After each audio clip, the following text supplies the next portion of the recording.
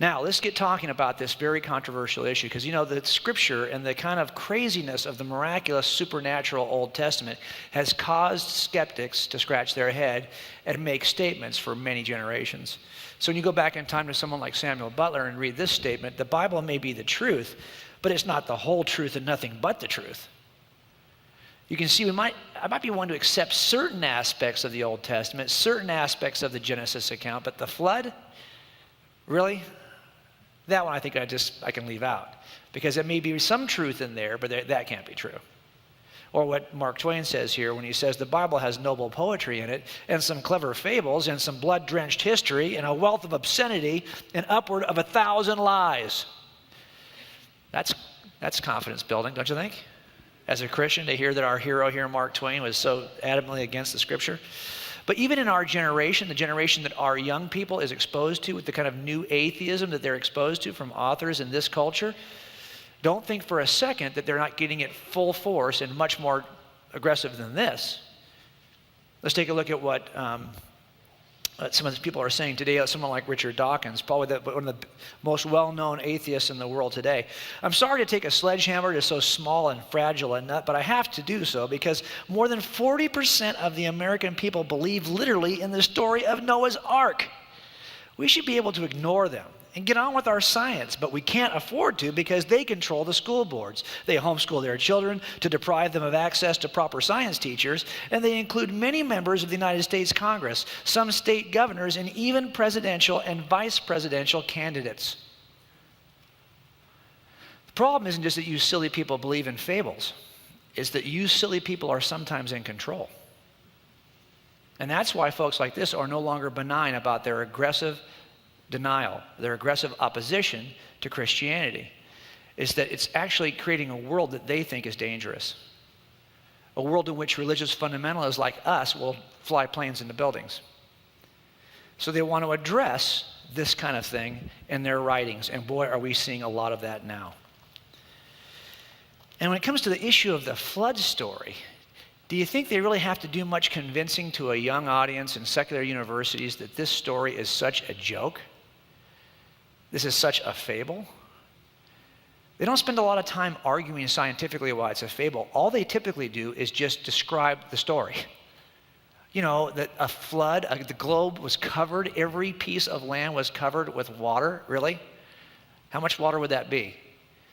And that every single thing on the earth was destroyed.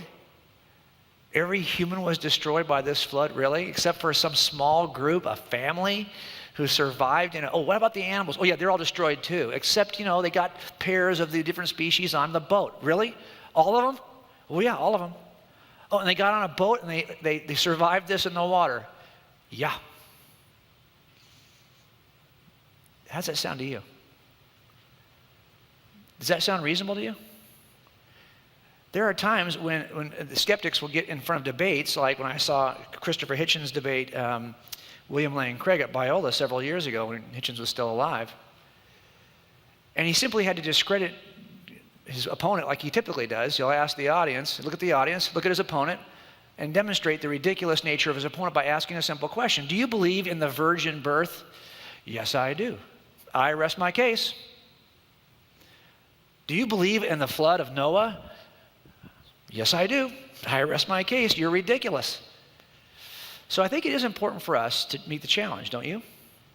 Is this a piece of history? Or is Mark actually asking us in this series he's preaching, there's some good stories we can learn in Genesis and some good stories we can learn from the flood story. Sure, it's fable. It's like Dr. Seuss, but Dr. Seuss teaches good things too. But rather than use Dr. Seuss this morning, we'll use the account in Moses. I don't think that's what he's trying to get us to do. I think he actually wants us to read the text the way that Moses wrote it. Moses wrote it as history. He wrote it as a history in which people preceded Noah and people followed Noah. Noah's in a chronology of people who really lived. So let's take a look at it and see if we can actually make any sense of it from that perspective, not as though it's some convenient, usable delusion. It's kind of like the thing we do when we have any set of witnesses. Someone's going to tell me a story about the crime, and I've got to figure out, why should I trust this guy? Why should I trust her? I had a murder that occurred in 1981 in our city in this house. And this murder was of a high school girl, a junior, who was stabbed to death. And it was a tragic event. And many years went by before we reopened the case. And by the time we reopened the case, we started to talk to the people who knew her or knew something about the murder or lived next door to her or worked with her, people in her sphere of influence. And we asked them questions about what happened that day and what they knew about it. And while all their stories had common features, they all knew that she had been murdered in her house after walking up the street with somebody she didn't know who she let in the house. Those are all common features, which is why, young ladies, you never let anybody in your house. Right? This is what parents always worry about. This is like a parent's worst nightmare. But when you talk to people about how she was killed, her friends would sometimes contextualize their memory of what occurred or what they really thought had occurred, and they only got some of the features correct. So, for example, you might ask, well, how was she killed? One person told me that she was convinced she was killed by somebody from school, her high school where she attended. Another person told me, no, actually, it was a coworker at the pizza joint down the street where she used to work named Jason. Another person told me, no, actually, it was this crazy neighbor, like 3 doors down, who lived next to us for years, and I knew that boy was crazy, and he's who killed her. What they were doing was kind of contextualizing the event in their own memory. Yeah, she did work with somebody named Jason, and the other coworker they shared always suspected Jason was the killer. And so now 25 years later, tell me about it. Oh, we had a coworker named Jason. That's the guy who did it. It wasn't really the guy who did it, but do you see what she's doing? She's taking her own experiences and she's adding a feature. We know one thing for sure. Somebody did follow her up that street, walk with her, get in her house, spend some time with her, and then kill her. That we know. And while these other details change because each person's contextualizing, one person thought she was strangled for sure. That's what she heard from her friends. Another person thought she was murdered with a hatchet. Pretty wide range of ways of dying, huh? All the common features were there, but the variations were different based on the contextualization of each person. I think something similar is probably happening with the flood story. We see a large overlap in terms of what the basic features are of the event, the same way I did here, but each person telling it borrows some character from their own context and inserts that character. It's not Noah, it's somebody else. It's Gilgamesh, or it's Uruk, or it's some other Akkadian character from a prior mythology, whoever it may be. They insert and contextualize what they want to bring to the account. Does that make sense? What I have to figure out is, when talking to these people, how much of this is their own insertion, and what's the core truth I can mine out that I can trust. And that's what we're doing with this account from Noah. We're trying to find what is the core truth. Because we'd like to think that the only truth that's out there is the version of Moses. But as I said, there are other versions. We've got 3 ancient versions of a flood account. 3. One is found right here in Genesis, the flood of Noah. But it isn't the only ancient account of a flood. There are 2 more. One is found in this tablet, which is the ancient account of the Epic of Gilgamesh, which is found in tablet 11. Now, Gilgamesh there are several versions of this story that have been found in different archaeological sites. We'll talk about that in a minute. But there's another ancient version of the story that is the flood of Atrahasis, found in an epic that precedes Gilgamesh. In fact, people think that Gilgamesh's text borrows from Atrahasis.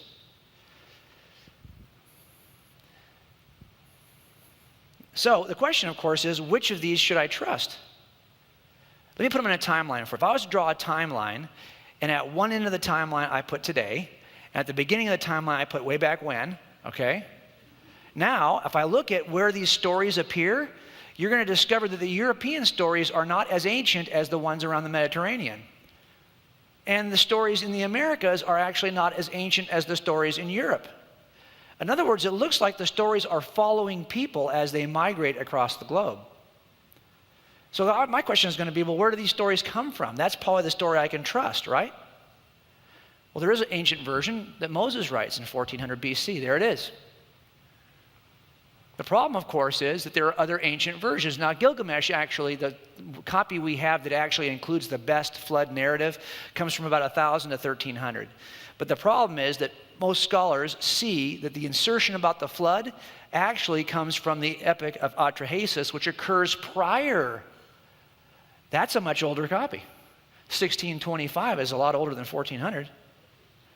So why should I believe that Moses' copy in 1400 is the source? It's clearly not the earliest. How do I know that Moses isn't just repeating some mythology that he heard before him? Well, it turns out that no one on the wall is describing an event that they actually saw. And by the way, either is the author of the Akkadian version.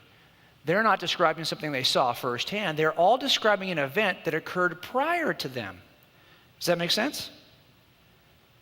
So really the question isn't about whether, in order to figure out this out, I got to figure out which of these early versions should I trust. That's really what this comes down to. I know I had a murder in 1981. I know it had certain characteristics. The question is, which witness afterwards should I trust? Right? Same thing. I know I've got an early event. I've got 3 people describing it. Which one should I trust? Make sense?